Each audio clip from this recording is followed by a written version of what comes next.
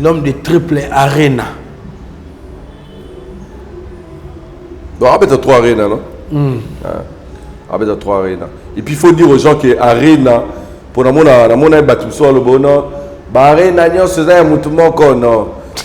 arena, c'est-à-dire salle couverte. Je dirais que c'est un bel album pour nous, les Congolais. C'était pour nous, les Congolais. Ouais, parce que quand tu écoutes l'album, quand tu entends l'album, tu vois que c'est plus destiné pour nous. Donc, comment? Ma sonorité, ma style de chant, ma style d'un bisso de Lingara. Il y a un moment bisso pourquoi nous les Congolais on va se retrouver dans cet album. On va se voir rien de. Bande on a bisso il y a Actidinet. Ouais, bah ça l'émission pour baloba. Net so qui va proposer na bango. Quoi net artistes sont même battu qui négocie na poto. D'où babloro bango loba na eza nango ça va être moro gratuite hein, ça va être moro mal fondé parce que avant ça tu vois et puis N et bungisa moi batumael et moi ming l'artiste Koffi Olomide kota ba visa a beta ki moi libanda pourquoi parce que parallélisme au ya sali par rapport il y a Leki nae pe fils musical nae Fali Poupa Esaïe ko tenir debout parce que lui il parlait de Ngoulou en fait ça sango yo éviter Bangoulou va voyager en ndenge Bangoulou. Tu vois, or Fali Poupa a memi batu na ndenge ya Bangoulou te. Vera bazobeta mingi masolo Bangoulou. Et puis je me demande, Vera m'a pesa batu mukanda, oui. M'a pesa batu mikanda ngo ya nene. Est-ce que avant ba matala njili ba kende na poto bazo ida ba titre de séjour te? Je pense pas. A mema ki batu peut-être ba visa ya mukie, batu ba ke kuna ba boaki ngunda. Quelle honte pour une légende, le roi Abisso. Il ne devait pas se mettre dans cette peau, dans cette casquette. Il ne devait pas. Soit il ne connaît pas sa vraie valeur. Assalfo ne le fera pas. Ce qui est Fali au ciné la Formule 7, tu vas voir que Fali a un contrat de licence avec Warner pour Formule 7. Mais ce qui est la légende, au cliquer, pas qu'il a Spotify, au cliquer la légende, tu ne vas pas voir le nom de Koffi Olomide. C'est qui alors? Et ça, comme moi, Moutouana, où il y a le projet. Alors, directement, moi, je me dis, viens à ça, le projet, à Tekeli Yango, producteur, né Babanda Osaba Sirakala. La Ligue de presse a crédité dans le cas moyen. Dans le cas moyen. Troisième chose, Vera me parle de producteur. Là, ça m'a encore choqué. Un artiste a créé producteur Moroboé. Bazu projet naé pour saboter. Il y a légende pour ça la promotion et tout. Valide on doit dire à nos artistes en général éviter qu'on signe un contrat ou bibitou na makoloté. Bana Congo Kinshasa, Europe, Asie, Amérique, Péban Afrique Mobimba. Boyo Kelangana nous eloko. Ayo! Mokonzi agence de transfert d'argent. Péba frais de service. Pep Coco du Coco et Massoya d'importation, pe exportation. Aïe! Oridezo commercial. Oyo! Abakisa les bino nouvelle adresse. Nakati ya ville province de Kinshasa. Surtout pour la bino. Batu bolinga lix natalo moke. Tala! Vacancier. Yo, moi na poto ya solo.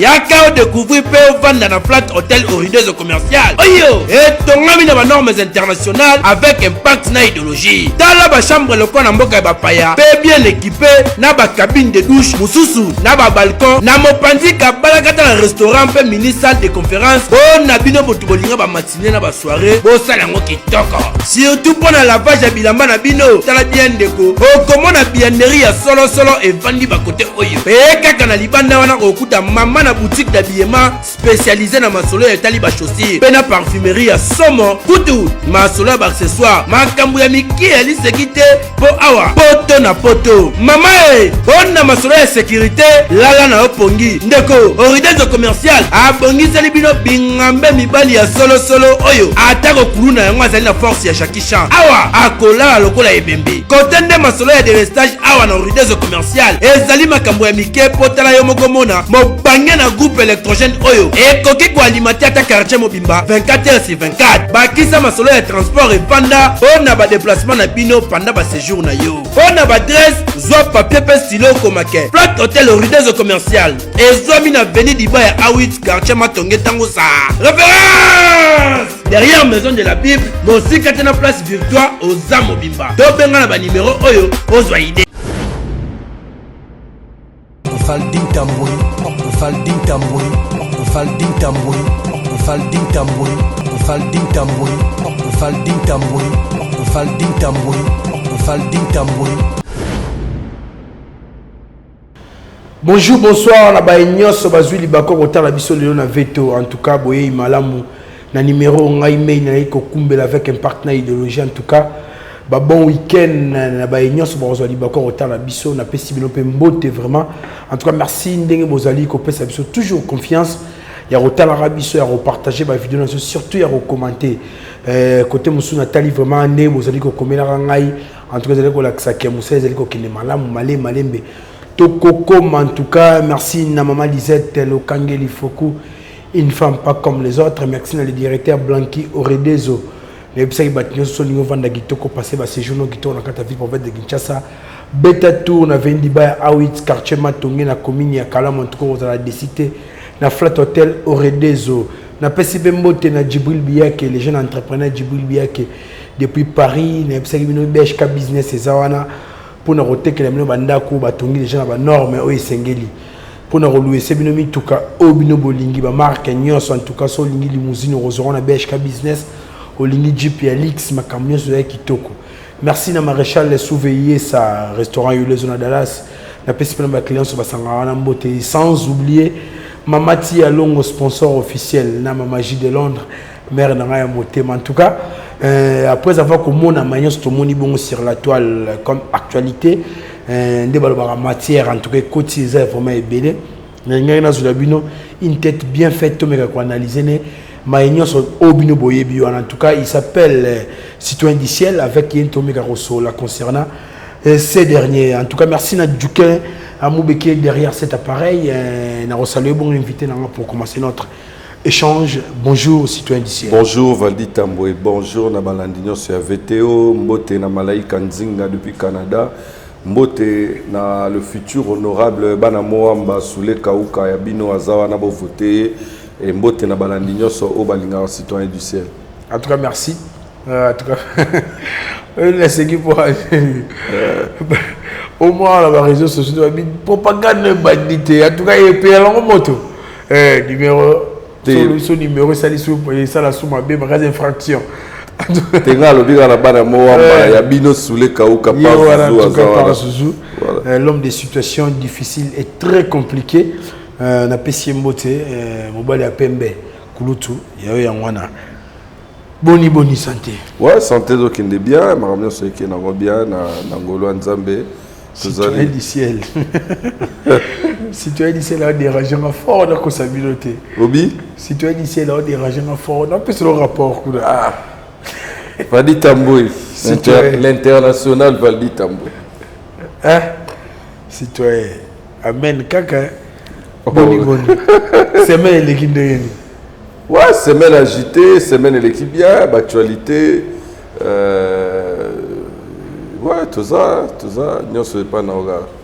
On a invité les Soula 54 visas comme les Gondé Namatoy. Ah, ouais, c'est une très bonne chose. Et surtout que 54 visas, ils ont mis dans le Bélaming, les musiciens. Dans le bazar en dehors, peut-être il y a podium, bazar na podium hein pour battre tout dans l'ombre. Battre tout bazar dans le milieu musical mais bazar na podium entre autres staff il y a artistes petit naé il y a depuis longtemps et puis ce qui est bien encore c'est que l'artiste va encore valoriser la presse et donc c'est quelque chose de très bien et je demande quand que qu'il y ait un débat qui pour que Marambo les bien. Oui, pour que Marambo les bien, mais tout le monde est sur 54 visas et ça libre belé bien. Poser ma beauté belé peut se retrouver dans un tout cas qui est un examen d'état. Donc on doit avoir un diplôme dans la communauté, dans la Katamboka, tout le monde a un qui est là. Mais tout le monde est bandé comme sous au bébé bazaka ba pandisango. Là, je citerai à l'occurrence, Bandero Nabiso, il y a Actidinet, où il y a des missions pour Balo Baba. Il y a des choses qui vont proposer pour la Maïo et Tanga visa. To Kinde Balobi qui est. Donc, Balobi a bilou au mot que nous y répé, tant sous procédé, tout processus, il y a voyage, il y a interpellé, il y a combattant, il y a interpellé Mindele, qui est là, visa, donc déjà, babi misango le quoi net moi ma be quoi net artiste sont même bateau qui négocie na poto biloko moi ba bongo pour na moni une vidéo il y a pas paroles au passer peli na ba maloba ba propos ya ba collègue na yo naté non mais ba collègue na yo anaté ba collègue na yo ana ça fait un bout de temps qu'ils ont perdu un peu l'élégance, ils ont perdu la classe, ils ont perdu valeur, tu vois. Perdre en gros, ça fait beaucoup trop longtemps. Tout ça, bazo baté, tout ça, tu observer milieu nabiso n'engé tambolaka. Tu as que l'artiste Fally Ipupa n'a pas visa bateau à tangi mingi. Tu vas voir que ça va visa moi 4 ans, un visa 5 ans. Donc je ne pense pas que l'artiste a vu un visa pour attirer bateau. Non mais soit il visait dans 4 ans, tu as revendu 4 ans la poteau. Tu as revendu 4 ans la poteau. Soit il visait dans 5 ans, tu as revendu 5 ans la poteau. À 6 saisons, ma bengeza, soit il visait dans 11 jours, visait dans 3, il y a 30 jours, et que tu kimi. Mais attends, 4 ans, tu as kimandé. D'où, Babyloro Baba Olobana, ils ont une moro gratuite, ils ont une moro mal fondée parce que avant au sala. Tu vois, et puis N et Bungisa, moi, Batoumaël et moi, Ming. Le gens oublie que l'artiste, avec sa crédibilité, avec calendrier, parce que moi, je pense qu'il aurait fondé dossier Makassi pour que Bandeko Nabisonion soit et dans la musicien, et dans la bateau, dans la presse, et dans la staff artiste, base un visa un peu plus prolongé, 4 ans, 5 ans. C'est parce que l'artiste a un calendrier chargé. Très bien, maman, il a un tellement ma porte trop. En fait, elle va présenter le calendrier bien signé déjà. Parce que l'artiste, moi je suis sûr que l'artiste a un contrat belé déjà dans la poche à signer. Peut-être que dans la communication, il ne peut pas tout dévoiler, tu vois, directement au dévoilant petit à petit. Mais il a un contrat est belé où ils ont mis peut-être 2025. Il a peut-être déjà dans la poche. Alors, pour ne pas déranger l'ambassade et en Yosso. Il faut que un visa, un visa. L'artiste a continué de dossier pour le groupe Nae Mobimba et puis pour le bateau Yosso pour accompagner, à continuer pour le long terme. Et ce n'est pas la première fois. Tu vas te rappeler que l'artiste il a fallu pour pas visa il y a 4 ans, 5 ans, 3 ans au niveau du Canada. Tu vois? Alors, ce n'est pas la première fois pour Fally Ipupa. Et ça va que si l'artiste est booké, si l'artiste a un bon programme, qu'est-ce qu'il fait? Dans le management, dans l'esprit, dans la vision, il s'est dit, bon, moi je ne vais pas venir tout le temps dans l'ambassade pour la Côte Sarana, j'aurai 6 mois, 1 année. Na lika octroyer na batunangai visa maman en long terme pour que exercer nous ça en bonne et due forme pendant le délai. Donc Actidinet bazara ignorant et c'est la haine gratuite. Moi je dis ça fait un bout de temps que je ne comprends plus la démarche de ces gens et créer une animosité contre un artiste du pays qui fait bien son travail, c'est être parfois animal aussi. C'est aussi être animal, on va m'excuser pour le mot, mais on doit quand même le dire comme ça, on va le placer comme ça, parce que artiste Aza n'a pas projet nae moulay. Moi j'ai été d'ailleurs surpris de voir que avant peut-être au Kotarana, il y a au moins une publication artiste après Stade des Martyrs, à Tchaka 3 drapeaux, et puis à commis au Koufio raté. Donc à Tchaka drapeau à France, il y a Angleterre et puis il y a Belgique. Donc cela veut dire que l'artiste avait déjà son programme, son canevas, son planning bien tracé. D'où nous avons accueilli les lots, nous avons 4 ans peut-être sur les bimi, sur les bimi. Je ne vois pas dans Kimanini, je peux œuvrer là-bas peut-être 2 ans, 1 année, même payer dans 3 mois, dans la zone dans la visa, il y a 4 ans, je peux faire aller-retour comme je veux. Donc, l'artiste a la vision. Et eux, ils sont beaucoup plus habitués, à voir l'artiste, un visa 6 mois, 3 mois, 11 jours, ça existera. Et il y a des étonnés, ils pensent que donc Mundele n'est pas bête. Mundele sait que APC Fali pour pas visa à 4 ans pour confirmer ma lobacu net, il faut que tout le monde a délai à visa et Sili et puis Mundele a confirmé que mais je vois pas 4 ans c'est beaucoup. Dans 4 ans tu peux faire beaucoup de choses, tu peux même prendre ton titre de séjour en France et puis tu es régulier parce que au côté on a une irrégularité, au côté on a une irrégularité, mon côté on a visa en bonne et due forme. Son orta la bango boy. Est-ce que bande quartine bazana probablement particulier na fali pour pas pour son a tenu une question bon c'est pas pour la première fois juste au monde a ba cérémonie be fala zaki na mikila poto citoyen du ciel tout le monde a face à la presse il y a 3 ans passés ou 2 ans dans la Guinée Robetana non c'était hôtel Accor Arena bazaki en a conférence de presse bazé ko échanger ba question réponse na artiste mais tout temps membre évolution ba disque d'or et qui en tout cas na bomba ngoté tout monde a ndenge bango ba communiquer ba warrior qui en tout cas et tikali ga 5 ngandi de CD so était kamiba artiste azui un disque d'or na habité qui motema même de bongoli bango motema ou quoi pourtant on va goûter c'est indi ah tout le monde bon bando ça ba live mais il y avait personne au quoi interpeller bon mais bien tout le monde a bientôt besoin de campagne que warrior sont passés des pour ticket longa 160 kaka pamba n'habiter mokile bossa na ou quoi. Moi dans ta question d'ailleurs qui est dans volé musulman mituna artiste o et ba on peut ça actu de net crédibilité sur base de quoi zone lima marabatu d'être au bateau sur base de quoi commis très proche à Actudinet parce que nous on a vu dans ces pays que Actudinet a utilisé surtout le frère Jean-Paul Kilombo a utilisé terme Moroya Olobake tel musicien tel artiste hasard fourmi à Susara miel to à Susara sucre et artiste faire razo Cissé faire razo sucé sucre il y a artiste Fali Poupa. Alors je me demande si aujourd'hui faire appeler ça bango litoi appeler ça bango sur base de quoi parce que hier ils l'ont insulté et qu'est-ce qui prouve que demain encore ceux qui et logo bazanga qui est pas Fali to bazanga qui est pas artiste mususu so bazuango lelo ba baluki la vérité. Moi la question ça se pose beaucoup plus de ce côté-là parce que la vraie raison au bango ba comment tourner ou ba comment na kanda ou ba comment que ça la artiste Fali Poupa mauvaise campagne. Moi en réalité je ne le saurais pas parce que je ne suis pas proche à eux. Naebi vi na bangote naebi nenge ba évoluer mais si il faut généraliser je sais que beaucoup de gens sont frustrés parce qu'ils n'ont pas d'interview peut-être avec Fali.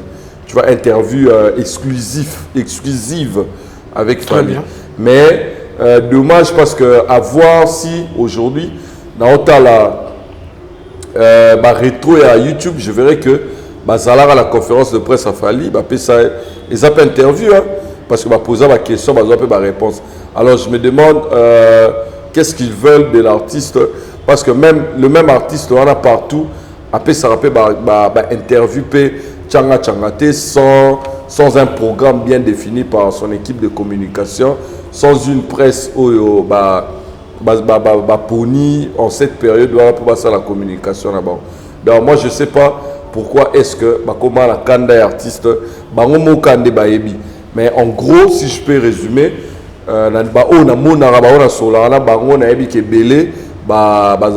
artiste parce qu'ils veulent prendre une interview exclusive avec l'artiste. Mais d'accord, on a entendu le bim que bon bah ça là côté veille conscience. Oui, il nous parlait des analyses des chiffres. Même pas ma disque d'or jusque là quand Awakaming était bah ça là analyse bah ça chiffre il y a You Arena. Tu vois, ce sont des gars ça sur la salle de recherche ta bango ba au loba Mais le mal, c'est que... Ouais, comme ça va zoban encore. Exactement. Le mal, c'est que... le mal est aussi partout. Hein. C'est que les gens veulent gagner de l'argent derrière le nom des artistes.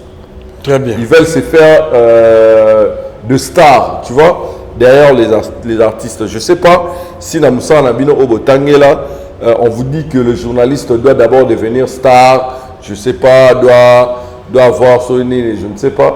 Mais je suis sûr que, ou je pense que ceux qui, Tikalaki dans la normalité, parce que tout ce qu'ils ont dit avant, c'est la falité, tout ce qu'ils ont dit avant, ils ont dit la vérité. Ce n'est pas que ceux qui, le Koutamo sur Fali, non, ils ont dit la vérité, tu vois. Alors, ceux qui continuent qui la vérité na bangoana, peut-être que plus tard, bangai bazwa oyo, bandeko luka depuis kala o babengi bongo na interview avec peut-être l'artiste Fali Poupa. Donc moi je pense que bandeko na biso wana, il faut pas bon Sarah Moussala et arrêter l'animosité parce que parfois la haine nous rend parfois bêtes parce que de voir que Fali a eu un visa 4 ans ils ont mis kima Mundele même au cas moi pour Mundele il a payé 4 ans donc Gauthier Bilele a rova na 4 ans la poto avant il a 3 ans mobimba bongisi vie na to a luki ba cop na au sala a epeki na 3e année. Et puis, il y a Zongine Lissousou, et puis titre de séjour, ceux qui ont soit aux ados qui ont Azui.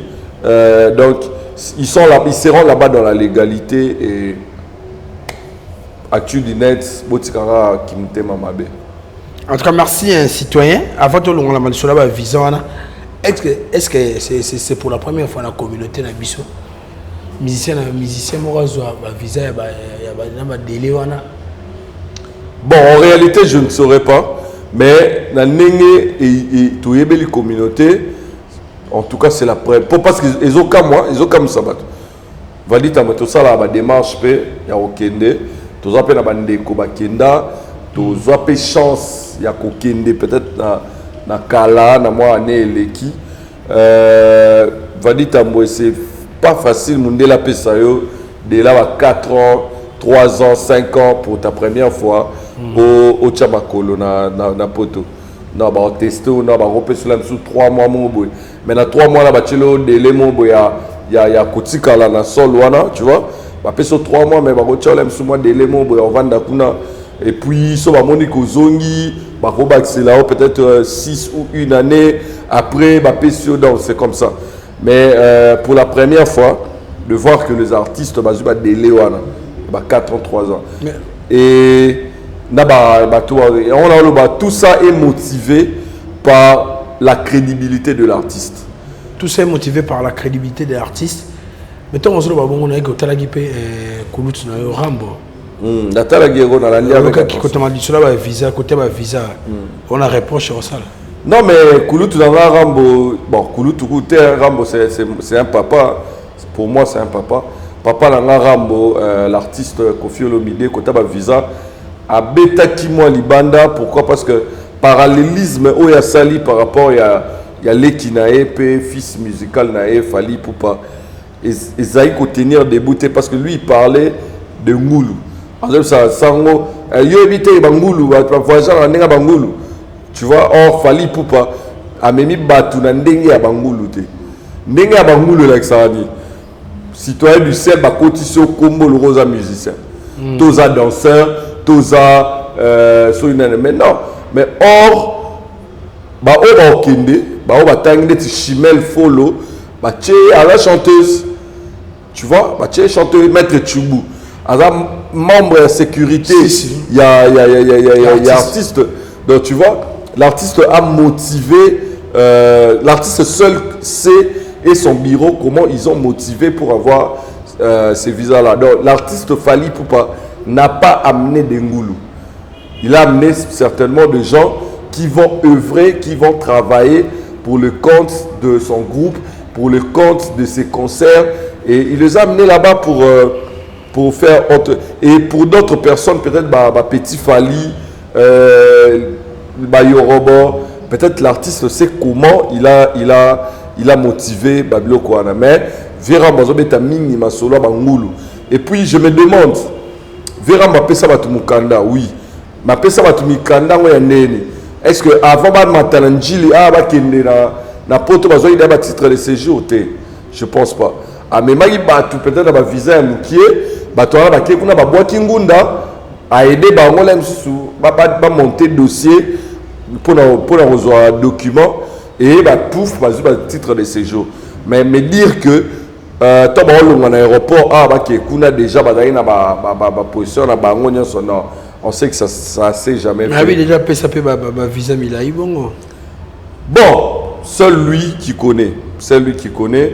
Moi j'ai rebondi plus dans Biloko le Soloté.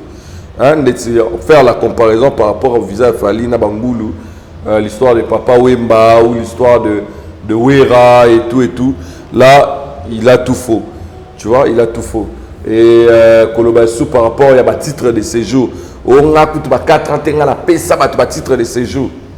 Je ne sais pas comment appeler ça titre de séjour. Parce que Fali a payé visa 4 ans, ok, 4 ans.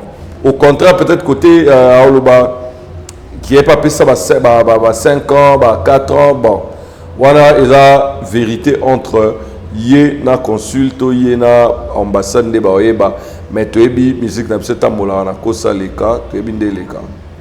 En tout cas, merci. Tu es bien musique dans son tambola na kosa leka, tu es bien les kaka. Citoyen du ciel, tu vends des gars à lobby. Mokolo tu es bien qu'il fallait album Dynastie fallait bima na précommande.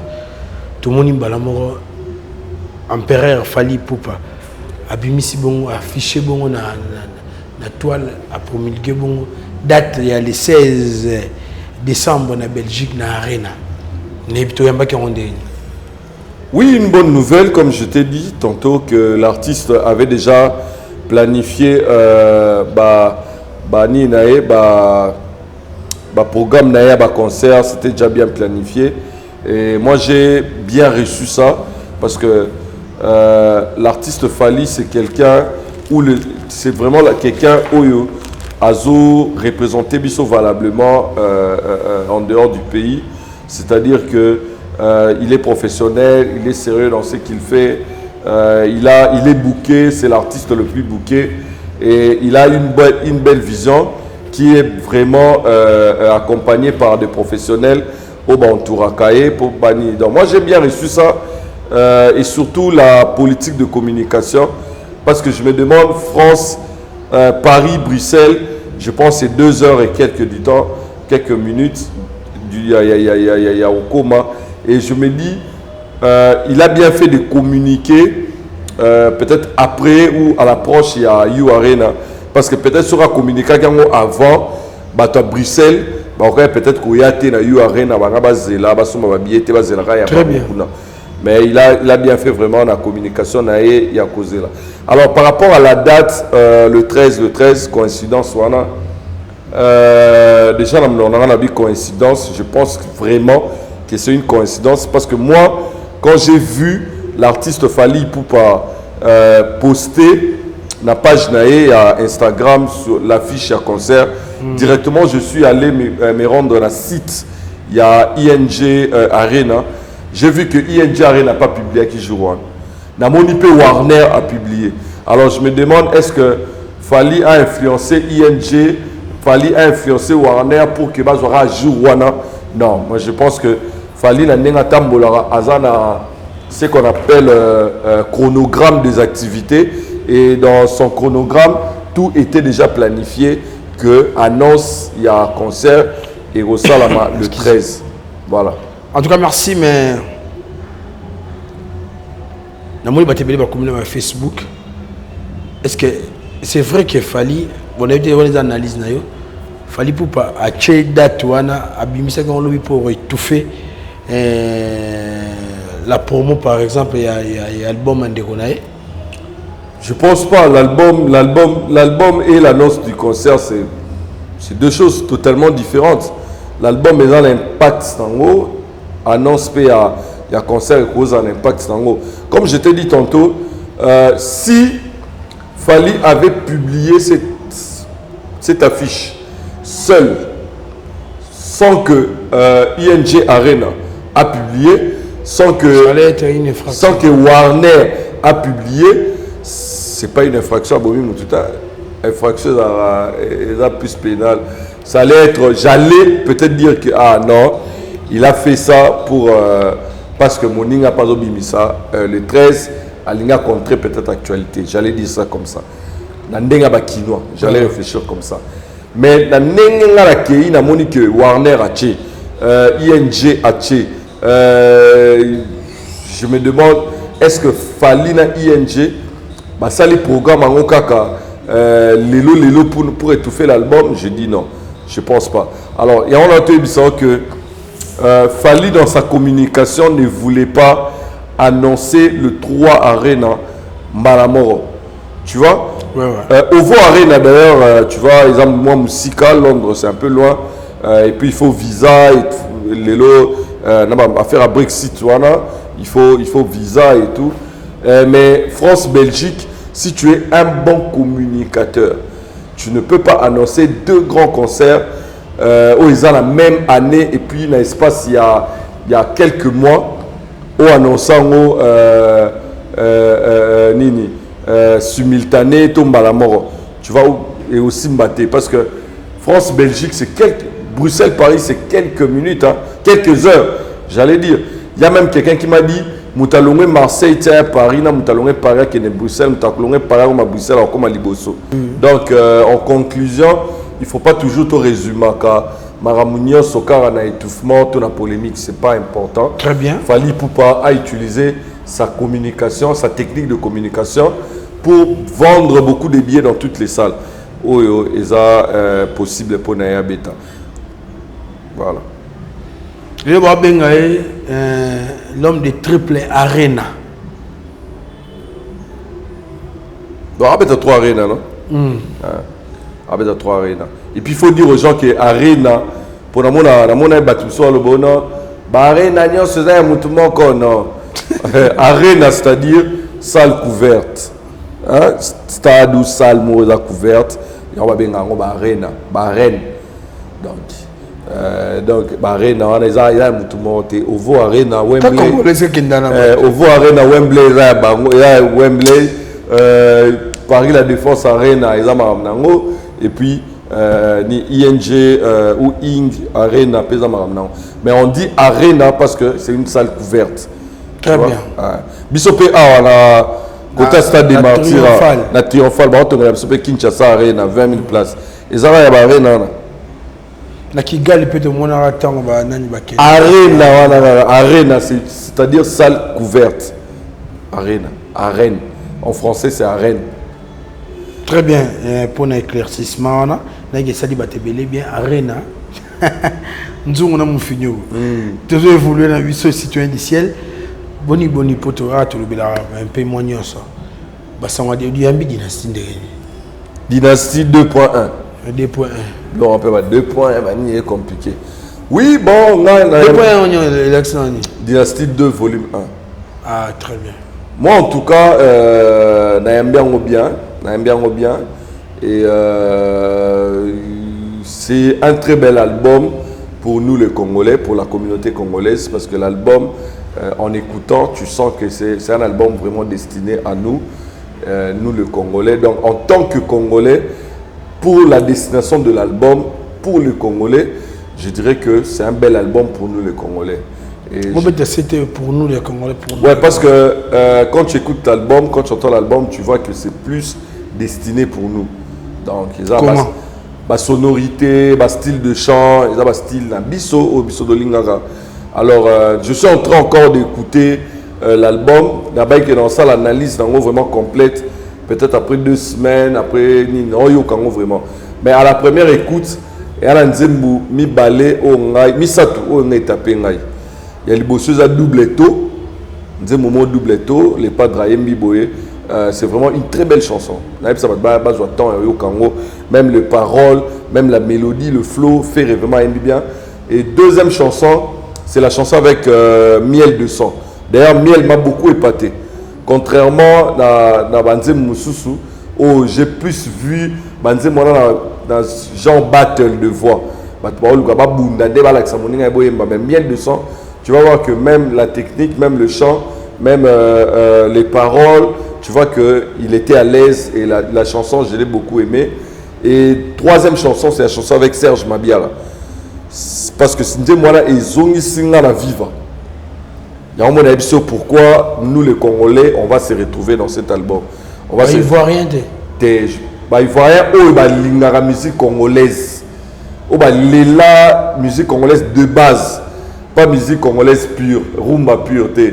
Musique congolaise de base. Musique congolaise de base, ils vont se retrouver. Mais d'autres nationalités, la sonorité, ils vont pas trop se retrouver dedans parce que la dynastie. Non, on se retrouver parce que l'album est vraiment destiné à nous, le Congolais. Et la chanson avec Serge Mabiala, quand tu l'entends, Ozo Kakelwa viva, même la souka Seben Nangwana, n'andegi les pas drazo animé Seben Wana, tu sens qu'ils ont vraiment du viva.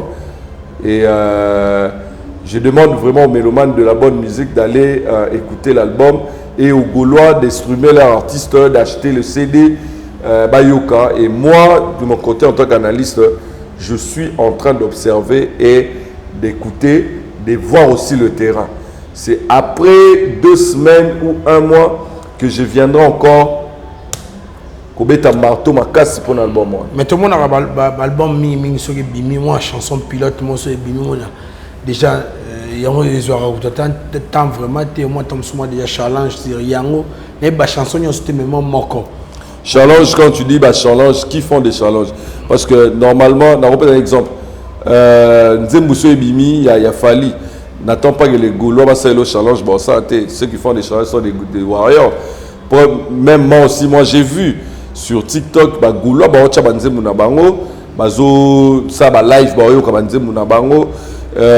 Et puis autre chose, les objectifs de projet ne se ressemblent pas. Tu vois, et c'est ressemblanté entre artistes. Et puis, le flow ou le vibes, il y a Banzembo et Kokanarate. Ouais. Moi, j'ai dit, tout ce qui est là, autant, album est autobima le 13, l'autre le 15, le 14, hein, l'autre le 14, tout ce qui est là, autant, Toyoka. Mais, je reviendrai après 1 semaine pour faire une analyse, ce qu'on a le rôle bas, Toyoka, on a baba. Donc on l'a banni, on est surtout à la baffle. Ce qui est bêtité, on vient le dire que non, album les autres étaient dans la baffle, tu vois. Mais les lobby, je pense pas que na coquille. Donc tu peux ça en chance. On a mal on peut ça en temps. Très bien. Tant il y a baffle, tant il y a koyo kabanzembu voilà ils ont mais tant baffle na tkela ma semaine au mobile.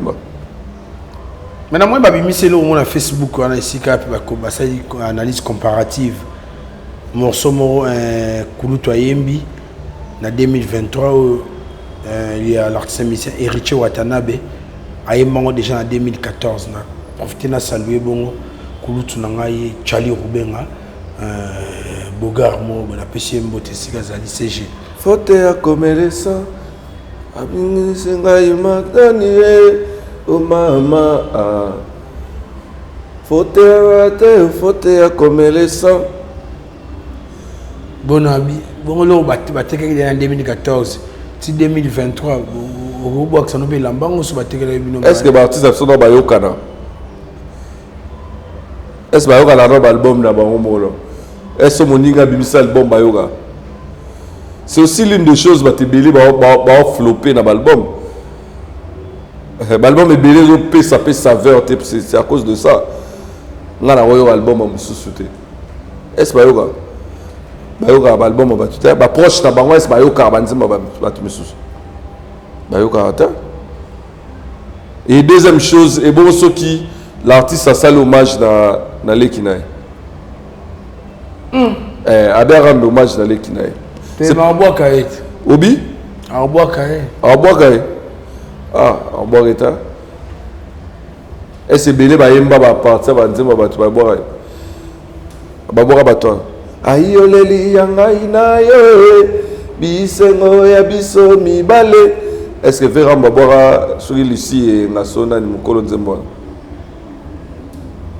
Tu vois on a bien normal pour tant le montrer capital est-ce que artiste ayoka qui peut kuna mais on a biso na mutano betona suyebi ke logo virambo yemba o ya soit lycée parce que oh wana de 2014 à 2023 asa na muke wana asa le match à l'équipe arrête le hommage Mister comment Mister Motora Tembe Toto ya Tembe héritier Wata Boss Live Monsieur le chanteur grand frère Nao artiste Ferrigo à rendre hommage dans Nzembo Morobo à reprendre partie à Nzembo Nao donc big up à toi. Évoluons marabo sur les amours belé tout sur tout à l'heure qu'on a question mon quoi déjà si reviera mbo motala qui hôtel Botsolo Nathalie ouais en tout cas c'était une sortie au CPLN on peut quand même non la CPLN en monté c'est une sortie raté pourquoi parce que quand je regardais Vierambo na émission là j'essaie un peu de regarder Youssou N'Dour to Alpha Blondy dans un plateau de télévision je me disais est-ce que Alpha Blondy ou Youssou N'Dour peuvent faire de telles choses, peuvent dire de telles choses devant presse Moura Mouné et Mbora Nabon. De telles choses, et là on est au CP Nangote. Et là on est au CP Nangote et que d'abord, Vierambo c'est une légende dans notre pays. Aujourd'hui, Vierambo quand il se présente dans ma média, il faut réagir plus comme une légende. Alouba plus comme une légende. Une légende, c'est-à-dire, Alouba, a la fierté, il y a l'équinae, oyo, misala, et puis à promouvoir plus la culture. Parce que lui, en tant que Vierambo, il n'est plus dans son temps, en fait. Il doit accepter que le temps a changé. Lui-même, il a dit sur l'année mission, tout n'y est pour l'année, vocal et tout. Mais le temps a changé. Donc le temps a changé partout. Même dans la communication. Oui, tout a changé. Le Vierambo ne sera plus la grande star actuellement. Non, mais il reste une légende. Donc quand il veut communiquer, il doit communiquer comme une légende et non comme un artiste autobima sika azoluka polémique pour bima. Parce que ça l'est les alora mutuma autobima lelo, alors soit chrétien a gratté polémique bon pour kabima. Vierambo qui dit qu'il y a un artiste qui écrit ou coopère avec YouTube pour que bloquer ma vue. Je me demande quel est cet artiste puissant qui écrit à YouTube une société, une grande société net basée aux États-Unis. Je me demande quel est cet artiste bien affilé.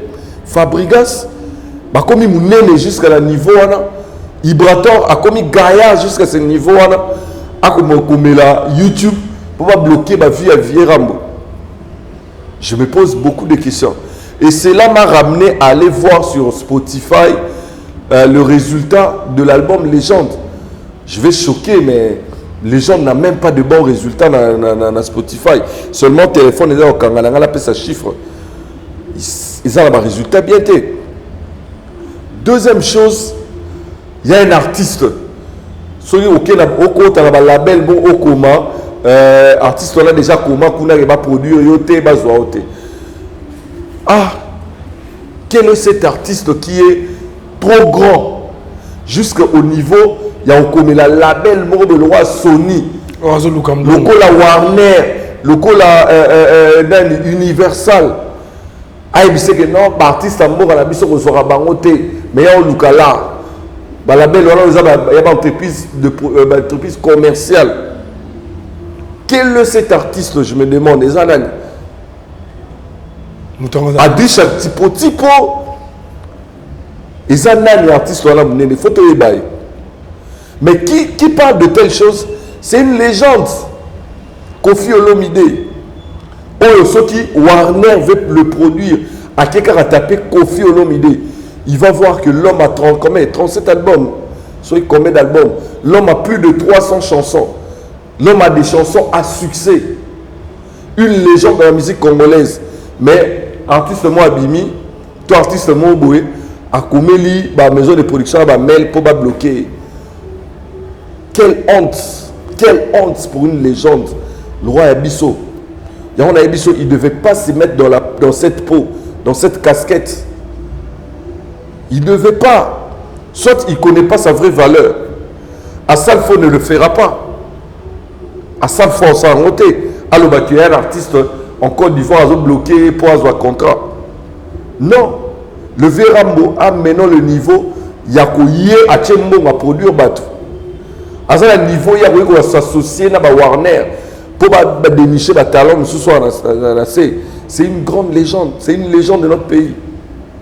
Je me demande, quel est cet artiste puissant? Ce que Binafile, pour y atteindre comme artiste. Et au monde, au monde, la Ligue de presse a crédité dans aucun moyen. Dans aucun moyen.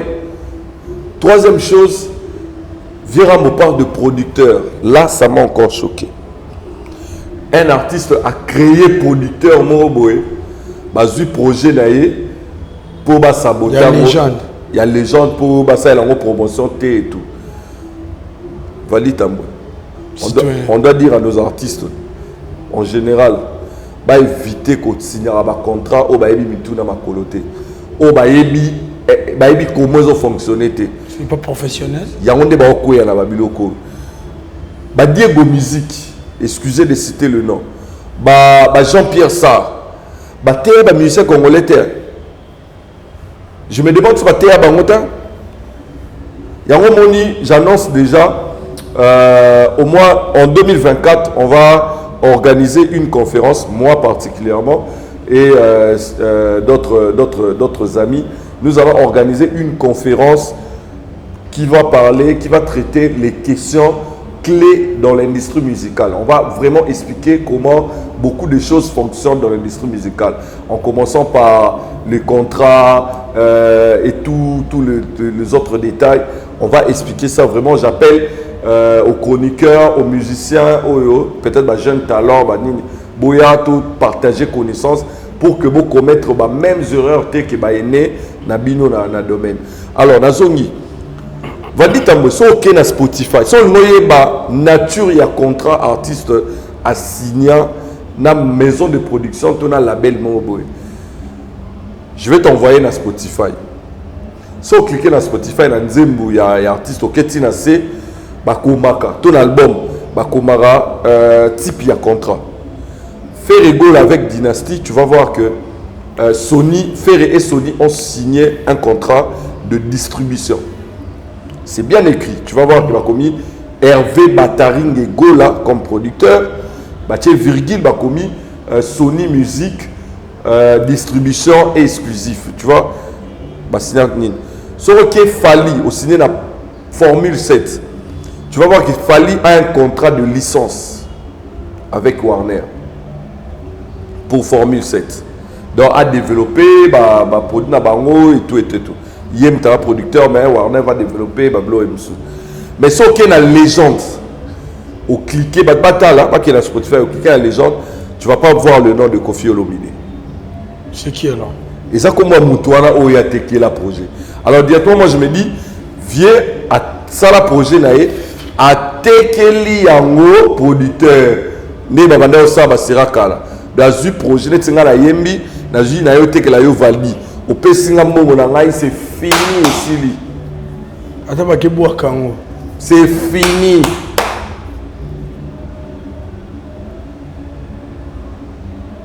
Il y a beaucoup d'albums qui souffrent. Dans Rose Honnête, exemple, il y a un grand prêtre Binafile. Binafile a un contrat, sur le côté de Binafile dans Spotify, tu vas voir un contrat de distribution dans Sony. Mais dans le contrat de distribution, Mingi et Zalaga, le contrat monsieur Zalaga, enveloppe marketing. C'est-à-dire quoi? Aussi les contrats l'enveloppe marketing. Donc, la maison de production, Mathieu l'enveloppe moi marketing, il y a promotion, au bango au salaire là. Mais tu vas remarquer que l'artiste va signer contrat de distribution, point, sans enveloppe et marketing. Et leur album souffre aujourd'hui. Album l'aura balle de match, album l'aura légende, album l'aura la détermination de Binafile, album l'aura Nani, gomme. souffre et marketing en mis dans le côté artistique tout le monde côté artistique bino momoni wapi bato wana basali promotion album na bon to ba maison on va signer ba distribution basali bon promotion wapi kene ko tala ba site Sony Afrique parce que Sony Afrique du Sud a un Instagram tezara Sony Afrique kene ko ta so kuta communication bina filé kuna kene ko ta so kuta communication ba artiste mususu a biso. Donc nos artistes doivent apprendre Yaroyeba qu'est-ce qu'il signe. Viera Mona, il ne doit pas accuser le genre. Lui-même, il s'est jeté dans la gueule du loup. Parce que ça, les contrats d'un Nengakal. Ma Pessiombo Moyote qui produit. Il n'y a même pas son nom dans la légende qui nous disent pas que on a créé Moutoumoro. Mais l'artiste Wana Oyo a bloqué ma vue à Virambo na YouTube. Artiste Oyo a boyi Virambo a un contrat na ba label. Artiste Oyo a créé producteur pour bazo projet Virambo balia. En tout cas, un grand poète. Un grand la musique. Bloqué, il y a une main noire derrière ma chaîne YouTube, ma chanson Mwinda. Et les gens ont succès dans le terrain, mais dans YouTube, ma vie, moi, j'ai. On a PCP raison, chanson Mwinda. On peut c'est raison, Mwinda a succès dans le terrain. Moi, je suis un habitant de Loba, et comme on a mis l'arabe, côté Moutouma encore, côté Moutouma, non. La vérité, c'est que Mwinda dans le terrain, sérieusement, Mwinda on a talent une fois, pour mais partout où on a Mwinda terre. Au contraire, bah, selfie, ils ont évolué. Nous avons selfie sur le na YouTube, sur zone après un mois, on a évolué. Quand on a une photo, boum, même loi quand la générique à loi, sur le après 2 mois, on a vu la loi, ça change. Et puis, Bino Boyebi, comment fonctionne YouTube. Parfois, il arrive que Bisso Bino, tout le monde a que l'émission valide Tamboué, et ça a 6,8K. Mais il y a un YouTube studio, hôtel, le monde qui a 8K. Donc, vu actualisation, et il y aura YouTube actualisera au fil du temps. Tu vois, YouTube actualise au fil du temps. Donc, le vieux a raté sa communication et je sais que il n'a pas eu peut-être le courage de citer le nom ou il n'a pas voulu citer le nom de cet artiste au risque peut-être d'une poursuite ou d'une diffamation, une poursuite pour diffamation. Mais tout ça, on a compris. Alors, on a concert le 25 novembre 2023, le 22e à Almarbre, rue des Rôtisseries 10 à Genève. On est dans le festival Couleur Café 10e édition. Couleur Café, c'est un grand festival. Hein? Tout le monde a payé. C'est un grand festival. Oui, c'est une bonne santé. Ouais, et bonne prestation à la légende. Hein? Le même jour, on a Mokolo. On a Paris La Défense. C'est un jour. Hein? Oui, oui. Je peux me marier le même jour que un de mes amis. Moi, d'ailleurs, je me suis marié le même jour que mon cousin. Moi, je me suis marié le Cédric Bouchidi, la personne beauté, Cédric Plasosa. Moi, je me suis marié le même jour que mon cousin. Et la famille est Kabouanaki. Hein?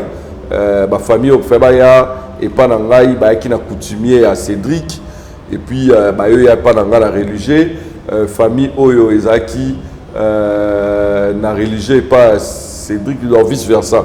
On a fait ça. Puis, Bayaki et pas dans la religieux, Bayaki avant. Après 23h minuit, et pas Cédric. Cousin, on pouvait collaborer, on pouvait discuter pour la Nini, mais on s'est marié le même jour. Et puis je me suis marié le même jour aussi avec une de mes collègues aussi, hein, Gloria Niamoulire. On s'est marié aussi le même jour. Donc, ma collègue paie un service, donc je pense que François, Mobimba, le festival, ça se passe généralement les avant ou les après-midi. Et Kofi Phil, Méloman, il faut pas qu'il y ait des pailles à Kofi, il y a un festival. Et puis, le festival, c'est le grand public. Hein, et bateau bamoni les Warriors na batunion so o bamoni qui va dans You Arena 20h ils seront là donc et là au Maroc il y a au Cap Moïse en Wanate match à Ligue des Champions et Kobeta Mapé Atlético Obeta na Metropolitano Lewanda Real Obeta na Santiago Bernabéu donc ba Colchonero ba yene pas na bango ba merengue pe ba pas na bango donc rien à il va se faire en mode. En tout cas, merci citoyen du ciel, Christian Kimbo Tatalibiso, garçon le plus frais, Angelina Murphy Mabiala, Orguemo, l'architecte Murphy Kimbo Tatapession, Pablo Gitamba, la maison Gitam, School to Jojo à l'Italie, boutique d'habillement, Calisatour et croisement, Kalembele Mouchiso, Bayewana, Kune Ratarate, hier vraiment les papa français na Pession Bote. Et sans oublier le boss Jimmy Belao. Harry c'est ça, c'est le Warrior. Mais qui ose la cali sous Nicolas Lissou. Citoyen, les lots là-bas dans le matin et belleté. Tout comme ils sont dans Souka. On l'a kibiso que on ça analyse au PC album. Oui. Dynastie. On fait l'analyse. Total la paix bande comme sous des bases évoluer. Tout le monde il fallait pour pas arriver à l'acceptation. Tout le monde a calendrier na check ba surprise. À chaque date à l'essai des années déjà mais bah mais quand on bombe bah comment il surprise il y a aussi d'autres surprises mais si quand on a la capture mon quoi wa piango na boss na capture yo na zo kiango wa piango yango il y a Steve Luemba bah yembela SL et pas il fallait pour pas il y a la po c'est ça la chanson non oui na moni et bah ça qui changement il y a pas commentaire mais ko taguer fallait pour dire moi na temps fallait c'est une post il y a Arena Inja Arena ya commis fallait taguer fallait pour pas 01 moi na maman l'histoire en marche des bandales au stade de France. Tout le monde il fallait répondre après 7 minutes Steve Luemba 6 mois na maman en tout cas na moni c'est le tour capture on c'est le tour à monde. C'est une surprise pour nous. Steve Luemba, je ne sais pas s'il a dévoilé. On va tourner à 4 je ne sais pas s'il a dévoilé ou à ça le rapport à rêver bisoli sous je sais pas Steve non mon a bilongue conservateur il y aura je ne sais pas si il a dévoilé ou soit si alingi à la Moussabiso mais c'est une suite logique Paris La Défense Arena You Arena a presque la même capacité que Parc de Prince. Parc de Prince, ça peut aller à 50 000, na fosse, tout, mais ça a presque la même capacité. Alors, c'est une suite logique. Stade de France. C'est une suite logique. Non, la Stade de France. Mais la You Arena, Paris La Défense, ils ont presque même capacité na Parc de Prince. Place d'Adjoa Bétail. Tu vois? Oui. You Arena, il a 40 000 configurations concert. Parc de Prince, ça peut aller peut-être dans les 50 000 sur Baxina Fosse, tu vois. C'est une suite logique, pourquoi? Parce que quand tu fais Bercy, aujourd'hui, Accor Arena, normalement, celui qui a rempli Bercy peut faire You Arena. Tu vois? Peut faire You Arena. Et celui qui remplit You Arena, Ningue Fallait de ça là peut faire aussi le stade, peut faire le Stade de France. Donc c'est une suite logique. Alors par rapport à Fali, il y aura logique. Ah tonton Bev, Alobani, cerveau penseur. Il y aura logique. Fali va faire en décembre, en novembre, You Arena. Il va faire en décembre ING Arena et puis regarde maintenant le public de Belgique, le public de Londres, le public de Paris peuvent remplir le Stade de France. Merci, tu comme le souka. Mais là, surprise, nous sous-sous. On a le là. Fallait en Europe. Comme si on est à New York. 2023-2024. Comme ça, on bête à Madison Square Garden. Madison Square Garden. Et les Kinapol. Bon, en termes, il y a mythique. Patrimoine. En termes mythiques, Polo est ça. Madison Square Garden, pèse un patrimoine. Madison Square Garden. Il fallait embêter la Madison. Embêter Madison Square Garden. Il fallait embêter. Bokangango bien. 2024 ou dans 2024, Fally va faire, s'il fait le Stade de France, double Stade des Martyrs, il viendra faire Madison Square Garden à New York. Une dernière communication, Bad Bataille, citoyen. Bad Bataille, merci d'abord Nayo pour la confiance. Merci na Batunios Balanda Abiso. Dans ma commentaire, je vois vos conseils. Seulement mingi la supporter au fin. J'aimerais que ceux qui échanger dans les commentaires, je viendrai, on va échanger. Là où dans le lobby Mabé, sur recadrer dans les commentaires, je n'ai pas ces complexes qui m'a donné. Je félicité et puis je prends la connaissance et pas nayo. Et je demande aux mélomanes de la bonne musique ainsi que à tous les Gaulois d'aller écouter leur album Dynasty 2.1 avec des chansons. Oezakuna, il y a bien, il y a Kitoko. Bopé sa force dans l'artiste Nabino. Bo sombae et puis bo partager. Il faut lien pour que Batunion soit album. Et nous allons revenir, en tout cas, je vais revenir ici seulement chez Valdi et dans le plateau pour faire une analyse artistique, musicale et puis sur le plan terrain, sur le plan commercial. Je vous invite aussi à nous soutenir par rapport à notre projet au Tozanango sur la conférence sur l'industrie musicale, comment fonctionne l'industrie musicale, comment expliquer tout contrat, il y a musique en long et en large. On va faire une grande conférence ici à Kinshasa et soutenez-nous par vos idées, par si aussi de moyens. C'est vraiment la bienvenue, le bienvenu pour soutenir Bisso.